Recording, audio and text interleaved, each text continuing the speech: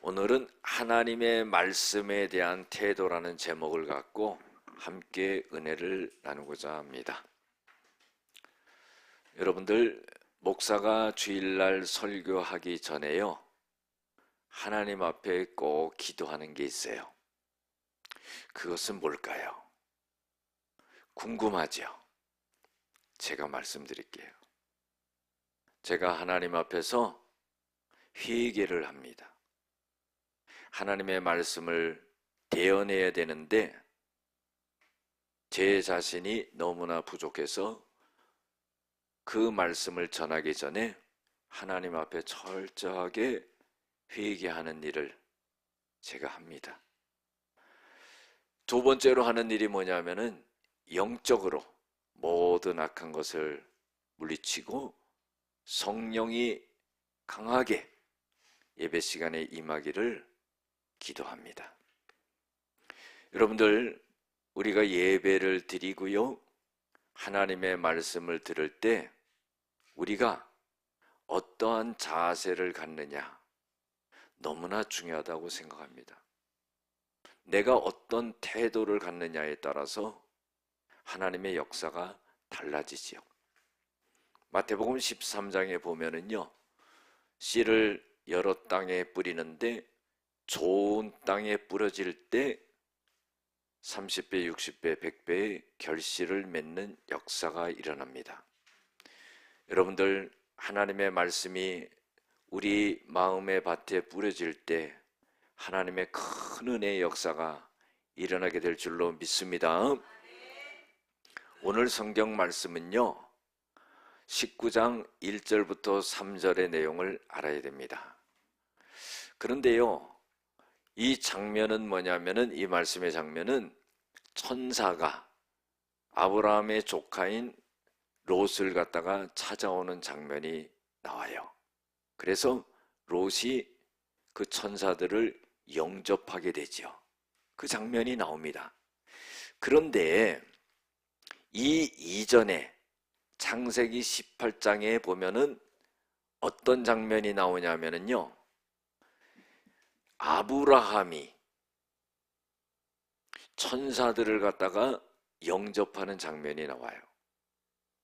아브라함이 장막문에 있을 때 천사 3명이 있었는데요, 아브라함의 영적인 눈이 확 열려버린 거예요. 그래서 그들을, 천사 3명을 자기네 집으로 영접해서 잘 대접을 합니다. 여러분들, 대접받으니까 천사가요, 또 그냥 갈 수가 없잖아요. 그래도 천사인데. 그래가지고 아브라함에게 뭐라고 말하냐면, 내년 이맘때쯤은 아들을 얻으리라 그런 거예요. 그런데요, 여러분들, 사라가 그 얘기를 듣고는 웃어버렸어요. 불가능한 일이기 때문에요. 그런데요, 정말로 1년이 딱 지나자 아내에게 아들이 생겨가지고 이삭을 낳는 그런 기적이 일어나게 되었다는 거예요. 그러면서요, 이 천사가 떠나기 전에 아브라함에게 이렇게 말합니다. 하나님이 하시고자 하는 일을 아브라함 너에게 숨기겠느냐 그런 거예요. 여러분들, 굉장히 깊은 말이에요. 하나님은요, 당신이 하는 일을 사람들에게 속속히 알려주지 않아요. 그런데요, 하나님이 아브라함에게 하시는 말씀이, 내가 이제 앞으로 어떤 일을 행할 것인데 그것을 너에게 알려주겠다는 거예요. 그 일은 뭐냐면은, 소돔과 고모라 땅이 죄악을 많이 지어서 하늘에서 유황불을 비같이 내려가지고 멸망을 시킬 것이다 그런 거예요. 그 소리를 딱 듣는 순간 아브라함이요, 정신이 번쩍 나는 거예요. 왜 정신이 번쩍 나냐면은, 그 소돔 땅에는 누가 있냐면은 자기 조카 롯이 있는 거예요. 그러면은요, 자기 조카 롯과 그 가족들 일가가 다 유황불에 맞아가지고 다 죽는 겁니다. 그러니까 얼마나 이 아브라함이 다급했겠어요? 그래가지고요, 하나님 앞에 6번 간구합니다. 의인 50명이 있으면 멸망시키겠습니까? 의인 45명 있으면 멸망시키겠습니까? 의인 40명이 있으면 멸망시키겠습니까? 30명, 20명, 10명이라도 있으면 멸망시키겠습니까? 10명 있어도 10명 있으면 멸망시키지 않겠다 그래요. 근데 결국은 뭐예요? 10명이 없어도 그 소돔과 고모라가 유황불 심판을 받게 되거든요. 그래서 아브라함을 방문했던 천사가 이제 아브라함을 떠나가지고 소돔으로 가는 거예요. 소돔에 유황불을 내리기 위해서 갑니다. 딱 가는데 소돔 성문에 이 롯이 가만히 앉아 있다가 보니까 두 사람이 딱 오는데 영적으로 눈이 확 열려버리는 거예요. 천산지를 알아보는 겁니다. 그래가지고는 어떻게 해요? 우리 집에 들어와서 유하십시오. 그리고 식사를 잘 대접하는 거예요. 여러분들, 아브라함이 믿음이 있었지만은 그 조카 롯도 믿음이 있었던 거예요. 영적이었던 거예요. 천사를 갖다가 집에 모셨는데 무슨 일이 생겼냐면요, 그 소돔성 사람들이 얼마나 성적으로 문란했는지 지금 두 사람이 너희 집에 들어갔지, 끌어내라, 우리가 상간하리라 그런 거예요. 상간한다는 건 뭐냐면 성적으로 욕을 보이겠다는 겁니다. 그랬더니요, 롯이 막 말리는 겁니다. 밖에 나와가지고 문을 뒤로 잡고는 그 소돔성 사람들에게 너희들 이런 악한 일을 하지 말라. 우리 집에 들어온 사람들을 손대지 말라. 나에겐 두 딸이 있으니까 내 두 딸을 내주겠다. 너희들이 마음대로 해라. 그러나 우리 집에 들어온 이 두 사람은 상관하지 말라. 그러는 거예요. 그러니까 이 소돔성 사람들이요, 롯을 갖다가 막 제치고는 집으로 들어가서 그 천사 2명을 끌어내려고 하는데, 천사가 그 장면을 보고 얼른 롯을 갖다가 탁 문 안으로 잡아당기고 나서 문을 닫으면서요, 그 소돔성 사람들의 눈을 갖다가 전부 멀어버리게 하는 그런 역사가 일어났어요. 여러분들, 이것이 오늘 성경에 우리가 읽은 본문에 그 좀 선언적으로 알 수 있는 그런 배경이라고 볼 수가 있습니다. 그때에 이 천사들이 롯에게 이렇게 말을 하는 거예요. 너에게 속한 자가 있느냐? 그러면은 너희 사위나 아내나 그 사람들을 다 성 밖으로 끌어내라 그러는 거예요. 하나님이 이곳을 멸하시려고 한다. 그래서 우리를 보냈는데 우리가 여기를 멸해버리겠다는 겁니다. 여러분들, 얼마나 끔찍한 일이에요. 그래서요, 롯이 나가가지고 그 딸들과 이제 결혼하기로 약속한 사위들에게 그 사실을 알립니다. 그런데 이 사위들이요, 장인 어른 될 롯의 말을 듣고는 어떤 반응을 보였냐면은, 사위들이 롯이 전해준 말을 갖다가 농담으로 여겼더라 그랬어요. 여러분들, 이것은요, 하나님이 천사를 통해서 말씀하신 거고 장인 어른 될 사람을 통해서 말씀하신 건데, 그걸 농담으로 여겼다 그런 거예요. 그래 동틀 때에 천사가요, 롯을 재촉해가지고 일어나가지고 빨리 네 아내와 두 딸을 데리고 이 성에서 이끌어내라. 그렇지 않으면 멸망을 당할 것이다 그런 겁니다. 이제요, 사위들은 제외가 된 거예요. 롯의 아내하고 두 딸들만 빨리 피신해라 하는 겁니다. 그런데요, 이 롯이 머뭇거리는 겁니다. 지체하는 거예요. 그러니까 천사가요, 이러다가는 유황불 맞아 다 죽겠다 싶어가지고는 천사가 서둘러가지고 전부 식구들을 갖다가 그 소돔성 밖으로 이끌어내는 그런 역사가 일어납니다. 그리고 나서는요, 빨리 산으로 도망가라 그랬는데 이 롯이요 막 떨면서 두려워하면서 아이고 우리가 산으로 도망가기 전에 우리는 불 맞아 다 죽을 겁니다. 그러면서 떨고 있는 거예요. 그러면서 하는 말이 우리를 저 조그만 성 소알성으로 피신하게 허락해 주십시오. 이렇게 말을 해요. 우리가 산까지 도망갈 수가 없습니다. 그래? 그럼 너희들이 그 소알성에 들어갈 때까지 내가 멸망하지 않겠다. 그래가지고요 그 성으로 도망가게 되자 유황불이 쏟아지게 되고 소돔과 고모라는 완전히 멸망하게 되는 그런 역사가 일어납니다. 그래서요 연기가 피어오르는데 아브라함이 보니까 자기 조카 롯이 살고 있는 소돔과 고모라 땅에서 연기가 모락모락 올라오는 거예요.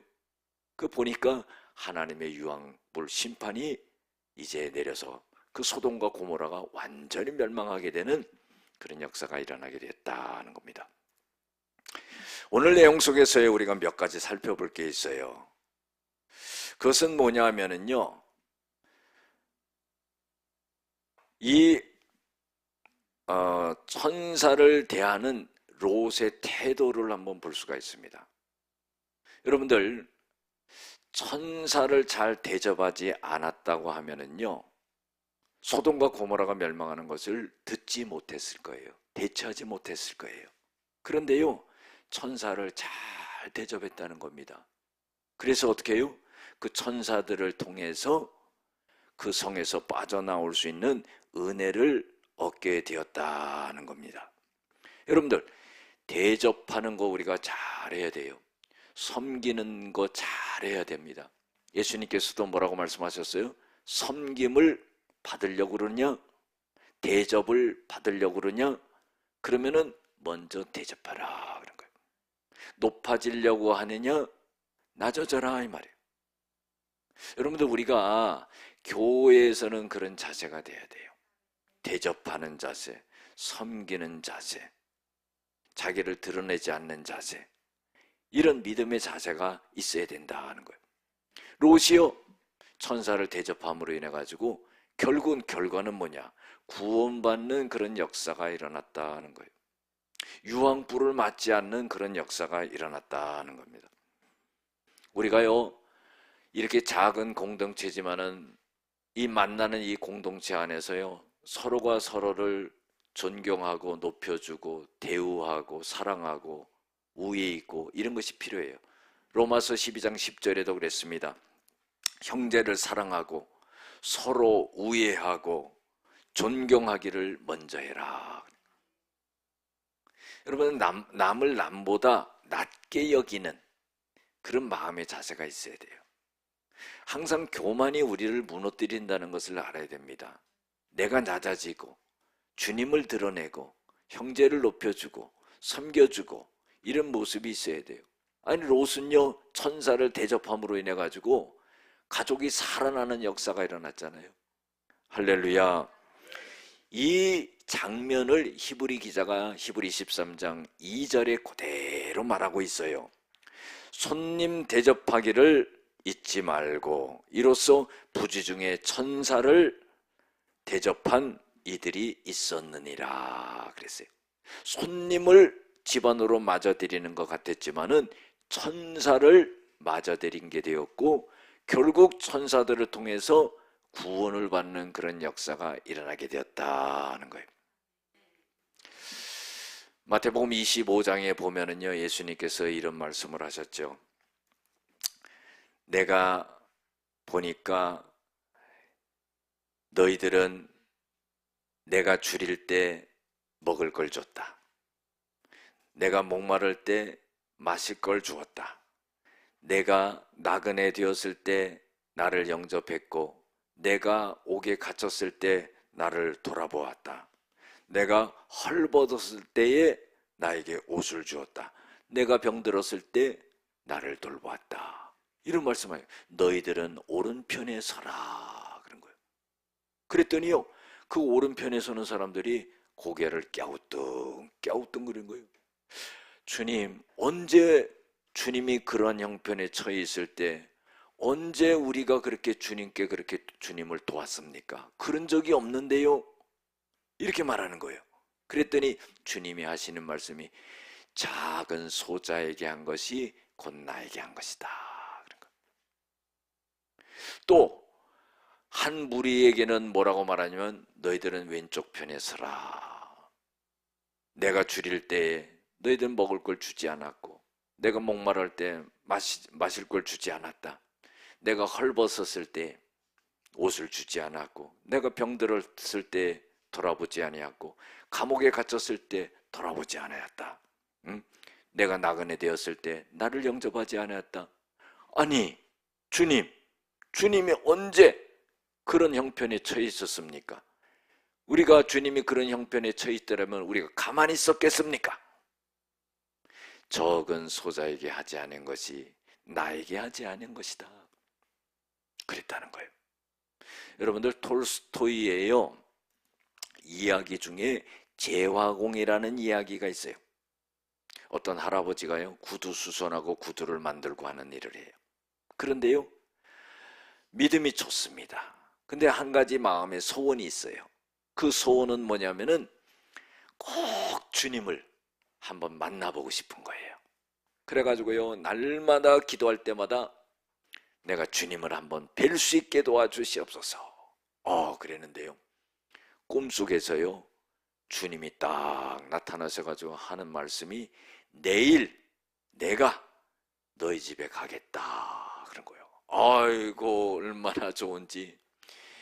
이 구두수선공 할아버지가요, 음식을 다 준비해가지고는요, 주님을 아침서부터 기다리는 거예요. 안 와요? 안 오는 겁니다. 그런데 한 사람이 이렇게 왔는데 뭐냐면 거지가 온 거예요. 거지가 왔는데요, 너무나 배고프다는 거예요. 그래서요, 주님을 위해서 준비한 음식을 좀 준 거예요. 그리고 갔습니다. 그리고 나서요, 주님을 기다리는데 주님이 안 오시는 거예요. 언제 나오실래나 그랬더니요, 청소부 할아버지가요, 힘겹게요 걸어가는 것을 보는 거예요. 너무나 배고파하는 겁니다. 불러가지고요, 그 청소부 할아버지한테 주님께 드리려고 했던 그 음식을 또 대접한 거예요. 그리고요, 또 주님을 기다리는 겁니다. 주님을 기다리는데요, 주님은 오지 않아요. 세 번째로 누가 왔냐면 사과장수 아줌마가 왔어요. 이 배고파하는 아줌마에게 또 음식을 줬습니다. 그리고는요, 저녁 때가 된 거예요. 날이 해가 진 겁니다. 그런데도 주님은 오시지 않았어요. 그래가지고 주님이 분명히 오신다고 그랬는데 왜 오시지 않았나 그랬는데요, 꿈속에서 주님이 탁 나타나셔서 하는 말씀이 내가 너희 집에 3번 갔다 그런 거예요. 거지로, 청소부 할아버지로, 사과장수 아줌마로 3번 갔다. 네가 나를 잘 대접했다. 그러면서 내가 너를 축복하겠다 그러시더란 거예요. 여러분들, 우리가요, 이런 생각을 해보세요. 주님이 나에게 나타나시면 내가 주님께 잘 해드릴 수 있어. 그런데요, 주님은요, 네 옆에 있는 사람에게 잘해라 그런 거예요. 네 형제에게 잘해라 하는 거예요. 힘들고 어려우고 가난하고 배고파하고 문제 중에 고민하고 괴로워하는 자들을 위해서 잘해라 그런 거예요. 우리가요, 그런 마음으로 바뀌어야 돼요. 할렐루야. 그게 바로 믿음 생활하는 올바른 태도입니다. 그것이 바로 주님을 대하는 태도라는 거예요. 굉장히 귀한 분들이에요. 여러분들, 목사는 여러분들이 얼마나 귀하겠습니까? 이런 생각 안 해보세요? 양이 없는 목자를 한번 생각해 보세요. 목자가 필요 없죠. 그렇죠? 그 목자 입장에서는 여러분들이 너무나 귀한 거죠. 여러분들을 위해서 기도하고 그런 거 아니겠습니까? 우리가요, 서로를 대하는 태도가 중요하다. 롯이 천사를 잘 대접하자 구원의 역사가 이루어지게 됐다는 거예요. 두 번째로는요, 하나님의 말씀을 농담으로 여기는 태도를 볼 수가 있어요. 누가 이런 역할을 했습니까? 롯의 사위들이죠. 여러분들, 하나님의 말씀을 농담으로 여겨서 되겠습니까? 아니, 하나님의 말씀을 갖다가 장인될 롯이 말하면 그것을 믿어야지 그것을 농담으로 여겼다는 거예요. 있을 수 없는 일이죠. 그러면요, 왜 하나님의 말씀을 농담으로 여겼겠습니까? 하나님의 말씀을 무시하는 거예요. 우리가요, 신앙생활 하면서 하나님의 말씀을 딱 믿고 쫓아갈 수 있는 우리들이 돼야 돼요. 하나님이 말씀하셔도요, 그 말씀을 무시하는 거예요. 귀담아 듣지 않는 거예요. 세상에 웃기는 일 정도로 여겨버리는 겁니다. 있을 수 있겠어요? 그러니까 하나님의 말씀을 농담으로 여긴 것은 하나님의 경고를 무시했기 때문이에요. 또 이 소돔성의 부패가 심했고 악행에 대한 무감각이라는 거예요. 여러분들, 동성연애를 하면서 그 악을 행하면서도요, 그들은 무감각해 있었다는 거예요. 우리가 세상 말에도 그런 말 있죠. 설마가 사람 잡는다. 설마. 그런데요, 그 소돔과 고모라에 유황불이 떨어지는 그런 역사가 일어났다는 거예요. 하나님의 말씀에 대한 무감각해서는 안 된다는 거예요. 우리가 성령의 음성을요, 하나님의 세미한 음성으로 표현하잖아요. 무감각해요. 영적으로 무감각하면은요, 하나님의 그 음성을 들을 수 없다는 거예요. 귀에 대고 들려줘도 그거를 농담으로 여겼다는 겁니다. 또 왜 하나님의 말씀을 농담으로 여겼을까요? 그것은 상황에 대한 불신이고요, 교만이라 이 말이에요. 여러분들, 지금껏 이렇게 잘 살아왔는데 뭐 어떤 일이 일어나겠어? 이런 생각이에요. 자기 나름대로 생각하는 그런 교만한 생각과 불신의 마음이 있었다 그런 거예요. 그렇기 때문에 결과적으로 하나님의 말씀을 갖다가 그대로 받아들이지 않는 사람은 어떻게 해요? 이런 엄청난 어려운 일을 당하게 된다는 겁니다. 세 번째로 보면은요, 롯이 망설이는 태도를 볼 수가 있어요. 16절에 보면은 그러나 롯이 지체하매 그랬죠. 유황불이 떨어지는데요, 빨리 피해야 되는데 지체했다는 거예요. 여러분들, 롯만 지체한 게 아니죠. 그 가족들도 나오지 못하고 있는 겁니다. 우리가요, 믿음의 가정에서요, 믿음 있는 사람이 결단을 해야 되는 거예요. 그런데 결단하지 못하는 거예요. 지체하는 거예요. 롯이 지체하게 되는 큰 이유는 뭘까요? 여러분들, 소돔과 고모라가요, 먹고 살만한 거예요? 좋은 땅이에요? 먹고 사는데 지장 없어요? 거기에 애착을 갖는 거예요. 그렇기 때문에 어떻게 해요? 거기서 나오기가 힘든 거죠. 내가 터전을 잡고 일궈온 곳이고 여기서 먹고 살 수 있고, 그런데요, 거기를 떠나라 그러니까요, 그것을 하지 못하는 겁니다. 여러분들, 우리의 한 영혼이요, 한 생명이 온 천하보다도 귀한 거예요. 목숨을 잃어버리면 모든 걸 준다고 해도 소용이 없는 거예요. 그런데요, 애착을 갖는 거예요.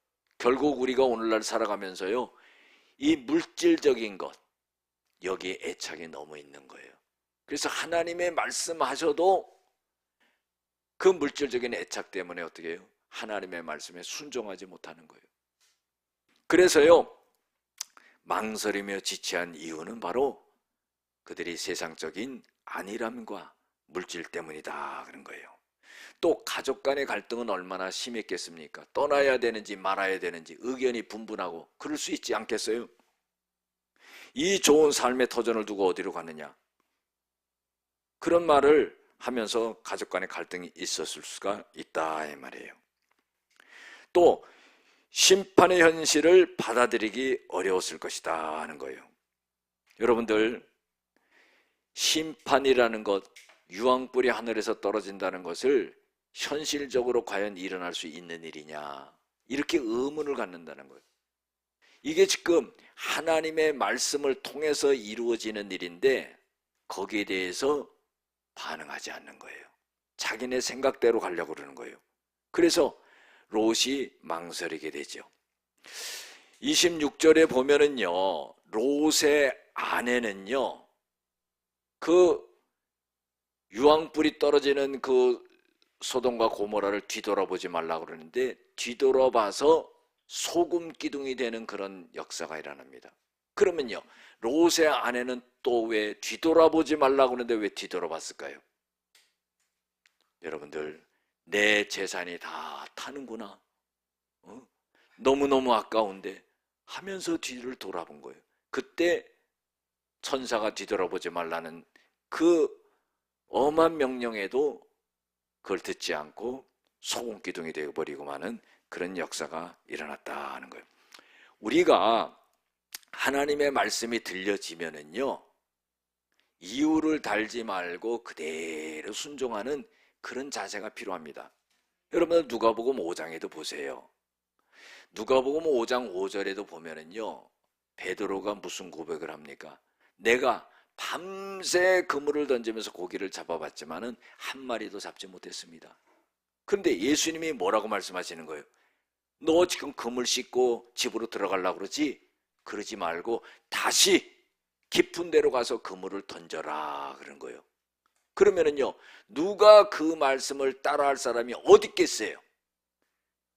내가 갈릴리 바다에서 호수에서 잔뼈가 굵었고 고기 잡는데 선수인데 한 마리도 잡지 못했는데 또 가서 고생하라고 그럽니까?